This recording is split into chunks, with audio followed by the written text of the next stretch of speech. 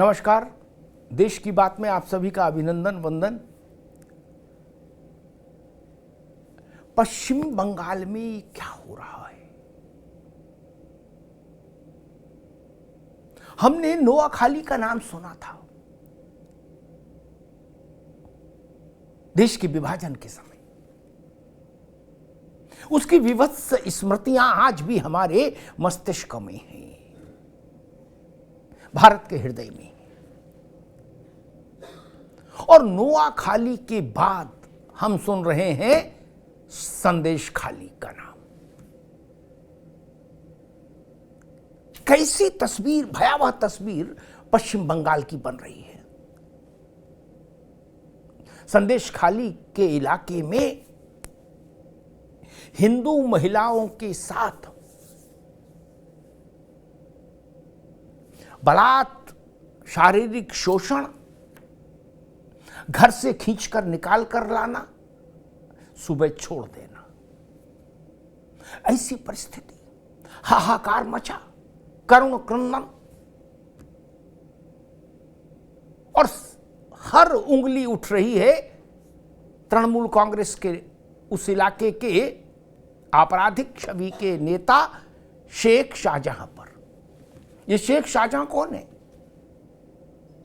ये शेख शाहजहां वही है जिस व्यक्ति को पकड़ने के लिए ईडी की टीम गई थी, तो ईडी की टीम को घेर कर मारने का दुस्साहस किया गया था।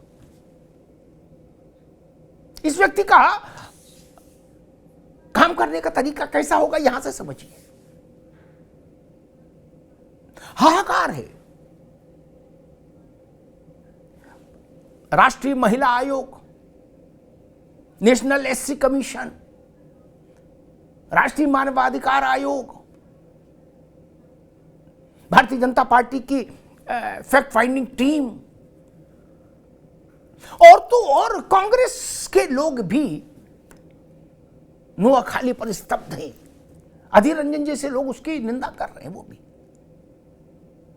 आज ऐसी परिस्थिति में पश्चिम बंगाल की महिला मुख्यमंत्री ममता बनर्जी इस घटना की न तो कस के निंदा कर पा रही हैं, न इस घटना के जो मुख्य आरोपी है उसके खिलाफ उनका शासन कोई कार्रवाई कर पा रहा है। और उल्टा कह क्या रही है ममता जी कि भाजपा और आरएसएस वाले बाहर के गुंडों को लाके यहां माहौल खराब कर रहे हैं। यानी शेख शाहजहां शेख शाहजहां और उसके गुंडे हिंदू महिलाओं के साथ व्यभिचार, दुष्कर्म कर रहे हैं। उस पर ममता जी का मौन है, लेकिन उनको ये आरोप लगाने में मजा आ रहा है कि भाजपा और राष्ट्रीय स्वयंसेवक संघ के लोग बाहर से गुंडे बुला कर रहे हैं। अब तो सवाल उठता है, जब शासन आपका, सरकार आपकी, सत्ता आपकी, तो बाहर के गुंडे कोई लाए, आ कैसे रहे अंदर? ये सवाल उठता है ना। लेकिन बंगाल के कुछ इलाकों में ये बात कही जा रही है कि बंगाल के कुछ इलाकों का तालिबानीकरण हो रहा है। एक शब्द कड़ा है, कड़वा है, बड़ा है, तीखा है, लेकिन है, हवा में गूंज रहा है। पश्चिम बंगाल के कई इलाके ऐसे हैं जहां के बारे में धारणा पनप रही है ममता के राज में। ये वो सब चीजें अब पश्चिम बंगाल में दिख रही हैं जिनके खिलाफ वामपंथी सरकार के समय में ममता आवाज उठाया करती थी। वही अपराध की संस्कृति, वही पार्टी के काडर को अनियंत्रित अधिकार, शासन पार्टी के काडर के अधीन, पार्टी का समानांतर शासन व्यवस्था, ये सब वामपंथी शासन का दृश्य था पश्चिम बंगाल में।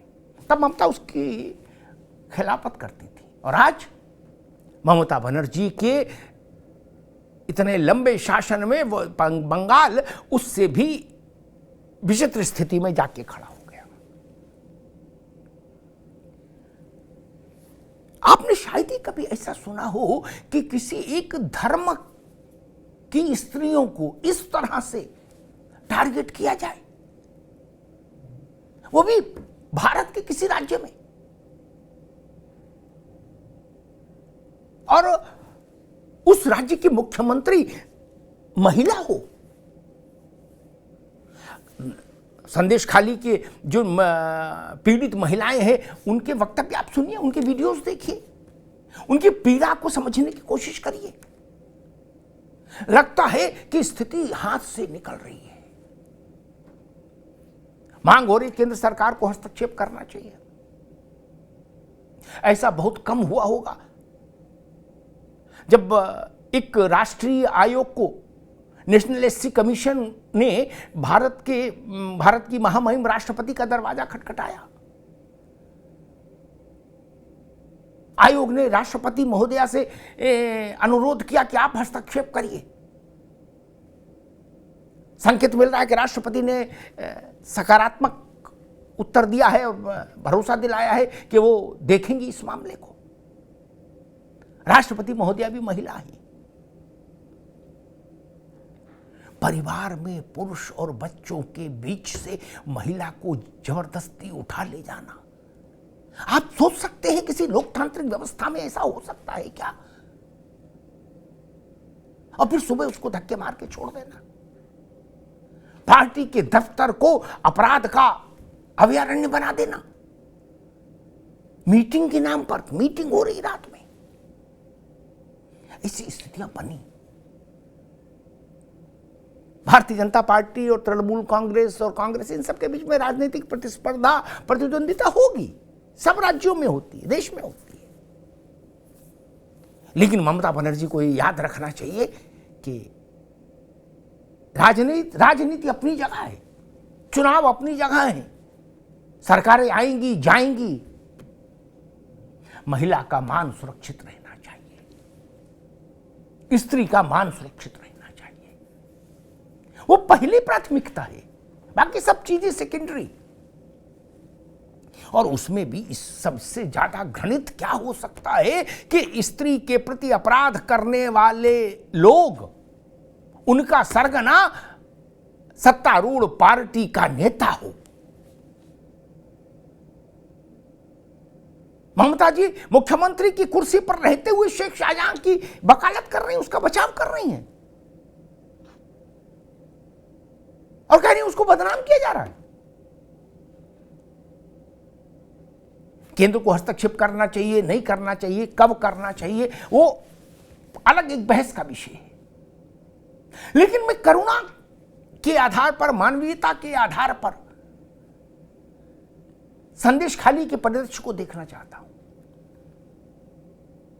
महिला के नाते, मुख्यमंत्री के नाते, राज्य की अभिभावक होने के नाते ममता बनर्जी की आंख में आंसू तो आना चाहिए था, आंख नम तो होनी चाहिए थी।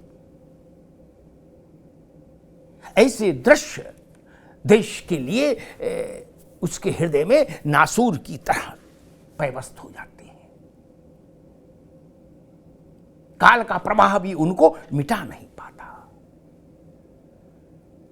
कश्मीर के कुछ दृश्य, कश्मीरी पंडितों के साथ जिस ढंग की बर्बरता हुई थी उनकी महिलाओं और पुरुषों के साथ, विभाजन के समय के कुछ दृश्य, नोआखाली के कुछ दृश्य, और अब संदेश खाली के कुछ दृश्य,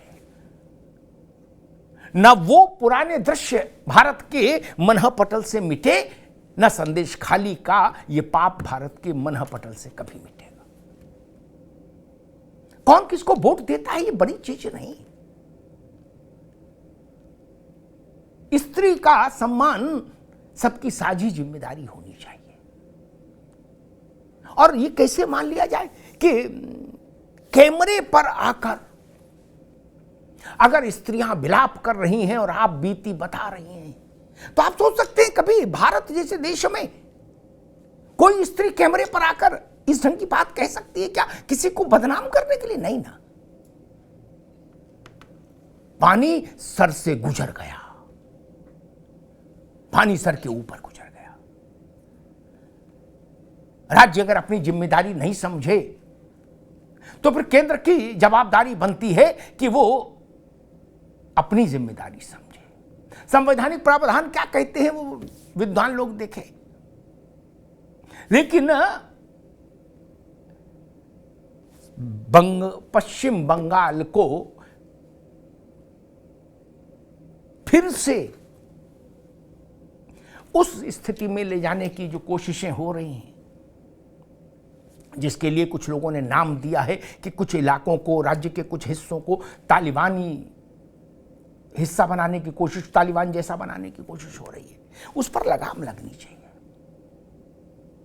ममता जी को भी याद रखना चाहिए कि वो राज्य की अभिभावक हैं, मुख्यमंत्री हैं और सबसे ऊपर एक महिला हैं। उनके राज में यह कलंक माथे से पोछे नहीं पूछेगा, ये ध्यान रखिएगा। धन्यवाद।